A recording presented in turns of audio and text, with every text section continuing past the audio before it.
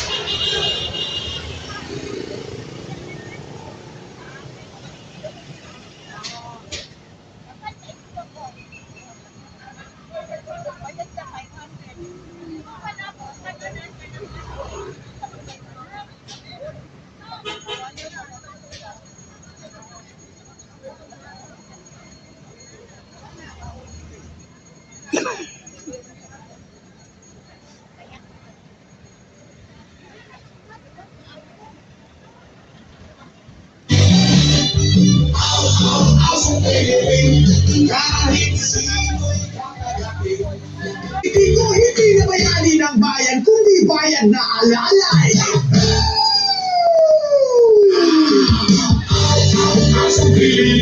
Tahon ng tahon sa dilim ng talon.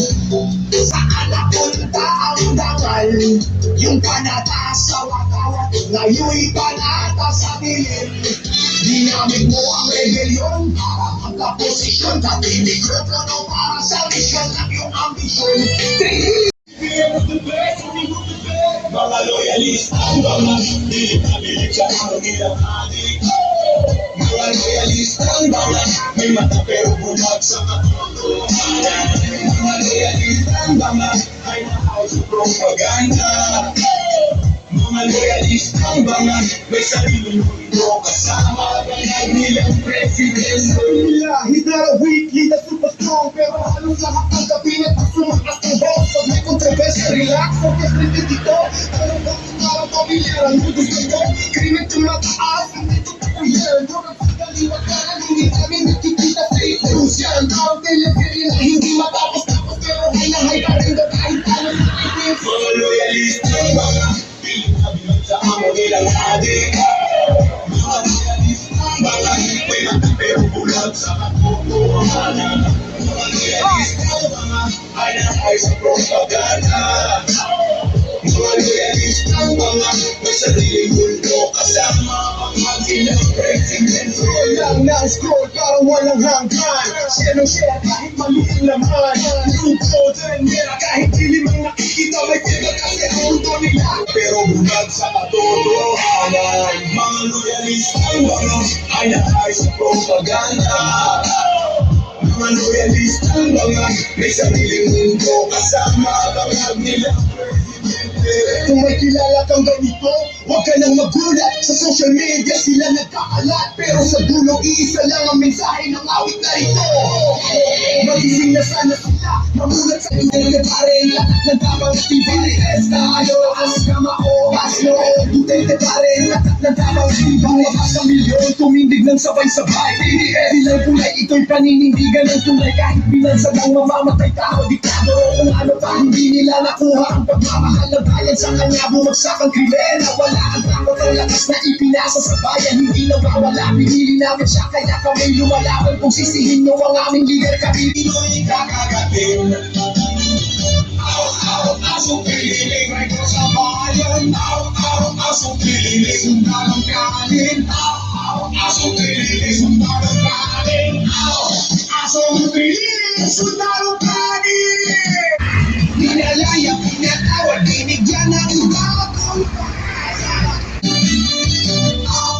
Asong pililing, kahit sino'y kakagatin. Asong pililing, ay Diyos sa bayan. Asong pililing, sundalong kanin. Asong pililing, sundalong kanin. Asong pililing, sundalong kanin. Akala mo'y tagapagtanggol ng bayan, yun pala tagapagsalita ng mga buhaya. Tas may kamera o mikropono na hawak, may bagong tagin na sisiraan.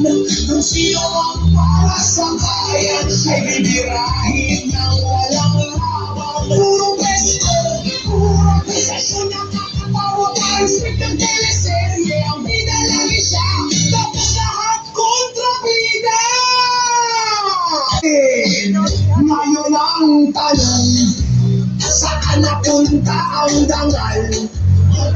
Pero bantay sila kay ng sariling bayan. Nagmamahit sa mga buhayan, walang paninindigan. Kahol dito, kahol doon, parang asong ulol. Unang hustisya, may nagsasabing paninira. ICC versus Bato, mainit na laban sa mundo. Katotohanan ay haharap sa mata ng bawat Pilipino't batas. Hindi birong sugat ng kahapon na iniwan takot at panahon. May mga pangalang nalimutan, pero pamilya nila'y di pa rin makamove on. Sa bawat kandila sinisindihan, may panawagan ng kataruhan. Hindi man madaling tanggapin, katotohanan hindi kayang ikugliin. Kung may pagkakamali man, panahon na para harapin yan. Dahil ang hustisya ay para sa lahat, mayaman man o sikat. Bayan natin pagod na sa away at politika. Ang gusto lang ng masa, tahimik na pamumuhay sana. Trabaho, pagkain, kapayapaan. Hindi puro gulo sa lipunan, pero hanggang may tanong na bukas, patuloy ang sigaw para sa hustisya at batas. Hindi pera, hindi puwesto ang hahatol sa kwento. Kapag batas na ang nagsalita, lahat bantay sa mata nito. Walang hari, walang taksyo, walang pwedeng ma-question. Kapag kaumbayan ng nasaktan, hustisya ang sigaw ng sambayanan. Sa bawat gawi ng pag-aaway, dasal ng bayan ay kapayapaan. Pero ang sugat ng kahapon, hindi madaling kalimutan. ICC versus Bato, kasaysayan ng nadugo. Sa matandang batas, lahat ay haharap. Panahon ng huhusga sa kwento ng bayan. ICC, binig na balita sa maakap. Dating matapang, laging handang lumaban. Ngayon bawat galaw bantay ng sambayanan. Sa bawat interview, inang ng tanungan. Ano ang katotohanan sa likod ng pangalan? Hindi na simpleng usapin ng politika, bukang mundo na katingin sa Pilipinas. May mga luhat kwento ng nakaraan na ngayon muling bumabalik sa harapan. May ina na umiiyak sa katahimikan, may batang lumaking walang gabay kailanman. Ang naalaala ng takot at dilim na hanggang ngayon pilit pa rin inaangkin. Yeah, para sa masa, parang dinikita buwan-buwan, habang nasa taas sa may kapangyarihan. Patuloy sa laro ng politika kayamanan. May batang gutom sa eskwelahan, may pamilyang luha ang baon sa hapagkainan. Habang